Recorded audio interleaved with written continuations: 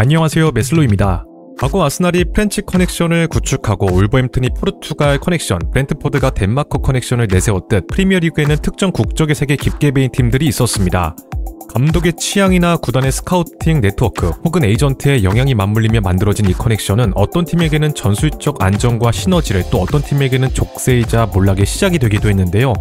오늘은 각 구단의 한 시대를 풍미했던 대표적인 커넥션들을 알아보도록 하겠습니다. 가장 먼저 토트넘의 크로아티아 커넥션입니다. 2000년대 중반 토트넘은 피지컬 중심의 축구에서 기술 패스 중심의 축구로 변모하고자 노력하고 있었습니다. 이에 중원 장악을 위한 플레이메이커들의 필요성이 대두됐고 유로 2008 대회에서 짜임새 있는 패싱 축구를 선보인 크로아티아의 축구가 이들의 눈에 들어왔는데요. 그렇게 토트넘은 가장 먼저 디나모 자그레브로부터 모드리치를 영입했습니다.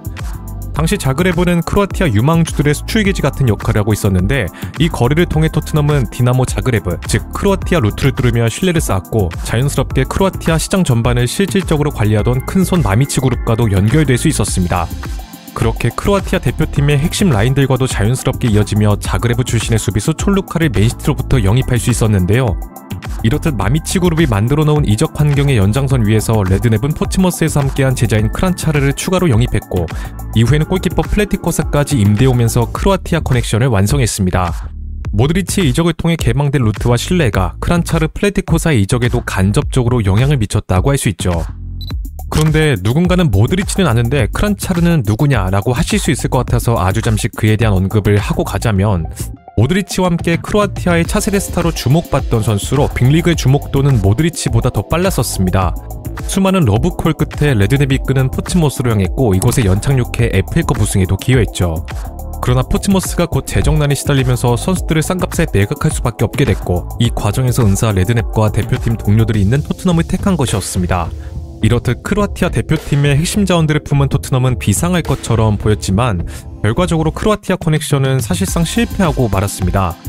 모드리치의 경우에는 레드넵 아래서 중원으로 자리를 옮기면서 포텐을 만개했지만, 크란차르의 경우에는 부상으로 입지가 줄어들었고 이후 반더바르트까지 합류하면서 경쟁에서 아예 밀려났습니다. 툴루카는 부상과 동시에 워커의 등장으로 주전 경쟁에서 밀려났으며, 플레티코사는 별다른 모습을 보여주지 못한 채 원소속팀으로 복귀해야 했는데요.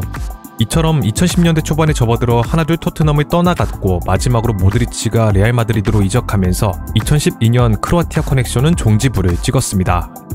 다음은 레알 마드리드의 오렌지 커넥션입니다. 사실 레알 마드리드는 페레즈 회장의 재임 말년 브라질 커넥션을 구축하고 있었습니다. 페레즈는 브라질 대표팀 감독 출신의 룩셈부르크를 데려왔고, 그는 레알을 브라질식으로 유연하게 바꾸겠다고 선언하며 호비뉴, 밥티스타를 차례로 영입했는데요. 그가 경주되기 이전 계약을 했던 시시뉴까지 포함하면 당시 레알에는 기존의 호나우두, 호베르투 카를로스까지 해서 수많은 브라질리언들이 포진해 있었습니다. 하지만 페레즈 회장이 갈락티코 정책 실패에 책임을 물고 사퇴한 뒤 새롭게 선출된 칼데론 회장 아래서 이는 자연스럽게 와해됐고, 오로지 우승컵에 초점을 둔 실리적인 접근을 하겠다고 천명하며 카펠로 감독을 새 사령탑으로 데려왔는데요.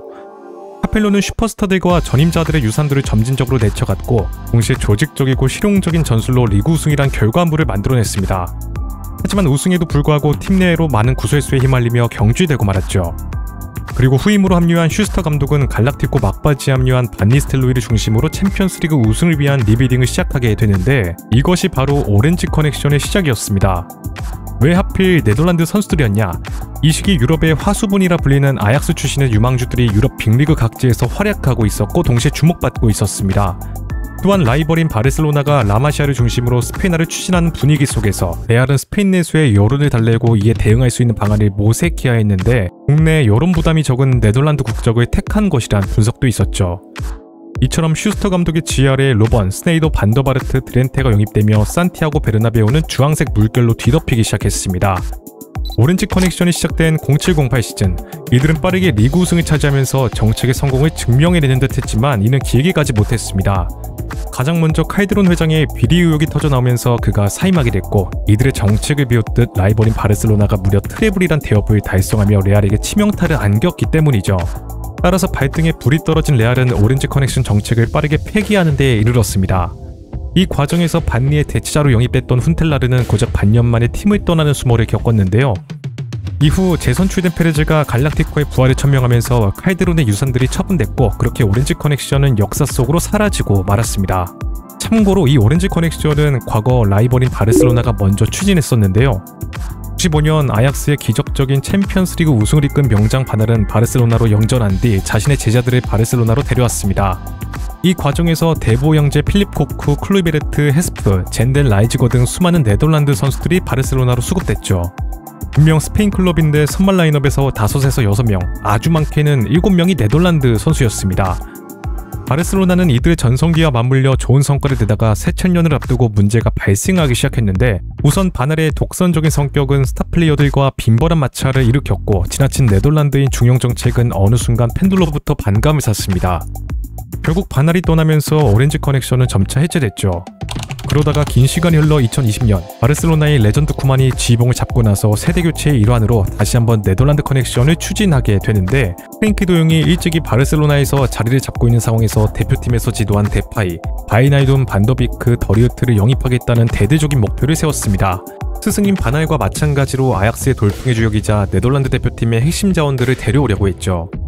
그러나 이들 중 영입에 성공한 선수는 데파이뿐이었습니다. 이후에는 그리즈만의 대치자로 루크 더용을 영입했는데요. 당시 팬들은 바르셀로나 수준에 못 미치는 루크 더용을 영입한 것에 분노를 드러냈지만, 일부에서는 올리비에 지루와 같이 연기용으로 활용하기 위해 영입한 것이라는 주장이 있었습니다. 그러나 성적 부진 끝에 쿠만이 경질되면서 쿠만이 세웠던 오렌지 커넥션은 대실패로 막을 내리게 되었습니다. 다음은 뉴캐슬의 프렌치 커넥션입니다. 지난 11-12 시즌 리그 막바지까지 돌풍을 이어가며 빅4를 위협한 끝에 리그 5위로 시즌을 마무리한 뉴캐슬은 큰 호평을 받았습니다. 하지만 새 시즌 앞두고 미비한 여름 이적 시장을 보냈고, 이는 곧 부진한 성적으로 이어졌는데요. 결국 겨울 이적 시장에서 반등을 위한 분노 영입을 시전할 수밖에 없었습니다. 그렇게 겨울에만 부사 시소코, 마티우 드비시, 양가은비와 아이다라 구프란까지 프랑스 선수 5명이 이적해왔죠. 같은 국적의 선수가 한꺼번에 이적해오는 경우가 드물었기 때문에 뉴캐슬의 이러한 행보는 곧 프렌치 커넥션이라 불리기 시작했습니다. 뉴캐슬이 프렌치 커넥션을 가동하기 시작하게 된 배경에는 카바에나 베나르파의 성공이 큰 영향을 끼쳤다는 의견이 있는데요. 그런데 이는 나름의 구체적인 이유가 존재했습니다. 우선 뉴캐슬의 단장인 그레이엄 칸은 리그왕의 깊은 네트워크를 보유하고 있었는데, 당시 리그왕에는 재정난에 힘겨워하는 구단들이 많아 비교적 낮은 이적료의 선수들을 영입할 수 있었습니다. 가뜩이나 마이크 애슐리 구단주가 지속된 투자를 하던 상황이 아니었기 때문에 그레이엄 칸 단장은 가성비 넘치는 리그왕 선수들을 수급해오는 선택을 내린 것이죠. 게다가 이미 카바예나 베나르파, 오베르탕 등 프랑스어권 선수들이 포진해 있어 언어나 문화적으로 적응 리스크가 낮다는 점이 프랑스 선수들에게 매력적으로 작용했습니다.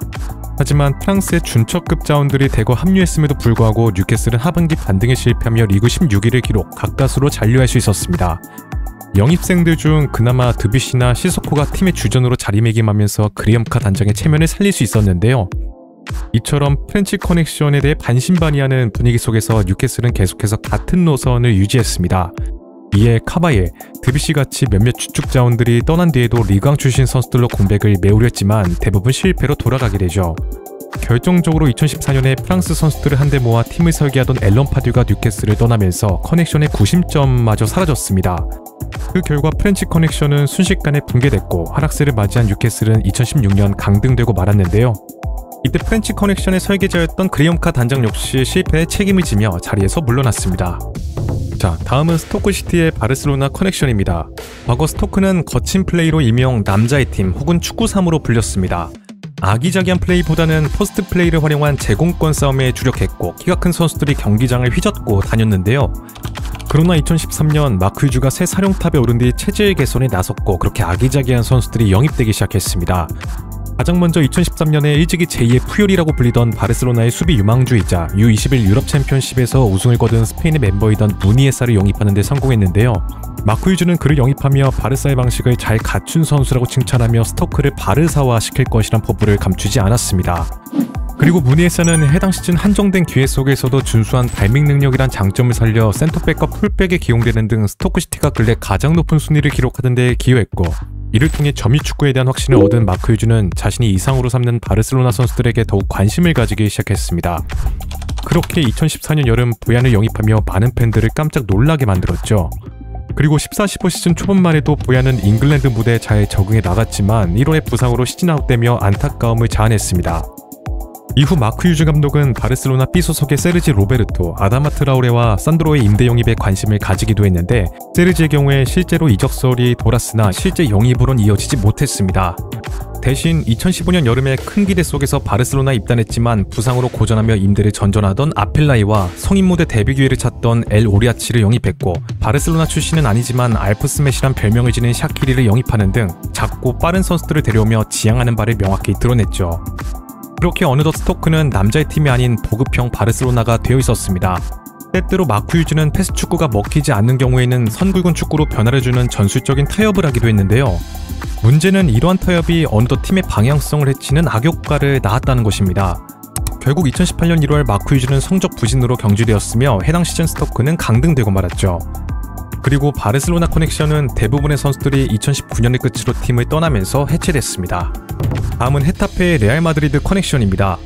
마드리드를 연고로 하는 이들은 오래전부터 긴밀한 관계를 유지해왔습니다.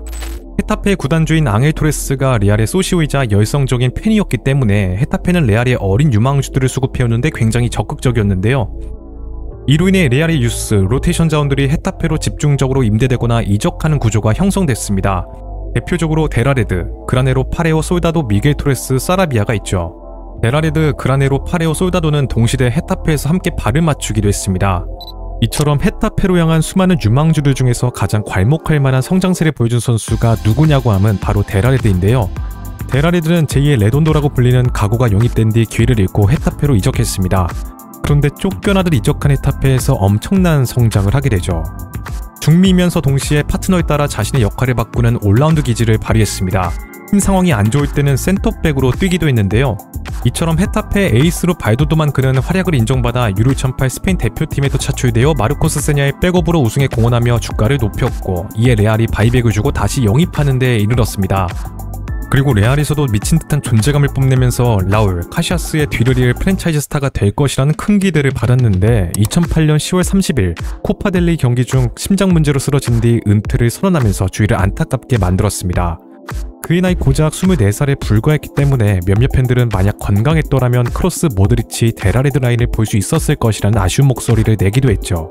자, 다시 돌아와서 레알 입장에선 유망주들의 성장을 책임져주는 비공식 위성 구단이 존재하는 것이고, 헤타페 입장에선 싼값에 재능 넘치는 자원들로 스쿼드 뎁스를 늘릴 수 있으니 상부상조하는 관계였다고 할 수 있었습니다. 이들의 상부상조는 비단 선수에만 그치지 않았는데 2007년에 헤타페 감독이던 슈스터 감독이 레알 마드리드의 감독직으로 영전했고, 이에 헤타페가 새 사령탑으로 데려온 인물이 바로 레알 출신의 슈퍼스타 라우드럽이었습니다. 레알은 슈스터 감독 아래서 리그 우승, 헤타페는 라우드럽 감독 아래서 돌풍을 일으키면서 두 팀 모두 상승 곡선을 그리기도 했죠.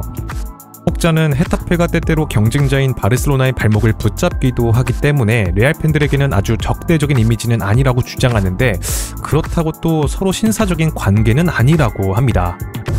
마지막은 리버풀의 스페니쉬 커넥션입니다.